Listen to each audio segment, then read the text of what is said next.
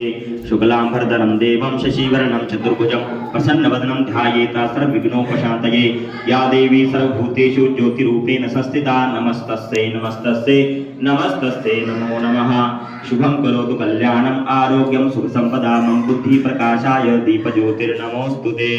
ॐ हिरण्यवर्णां हरिणीं सुवर्णरजतस्रजां चन्द्रां हिरण्मयीं लक्ष्मीं जातवेदो आवह ताम आवहयात वेदो लक्ष्मीमणपगामिनीं यस्यां हिरण्यविन्ध्येयं गामशमं पुरुषाणहम् अश्वपूर्वां रथमद्यां हस्तिनादा प्रमोदिनीं श्रियं देवीं उपहवै श्रीर्मा देवी युषतां कां सोऽस्मितां हिरण्या प्राकारां मातरां ज्वलन्तीं तृप्तां तर्पयन्तीं पद्मे सदां पद्मवर्णां तामिहोपहवे श्रियं चन्द्रां प्रभासां यशसा ज्वलन्तीं शिवलोके देवजुष्टामुदारां तां पद्मदेवीं शरणं प्रपद्ये।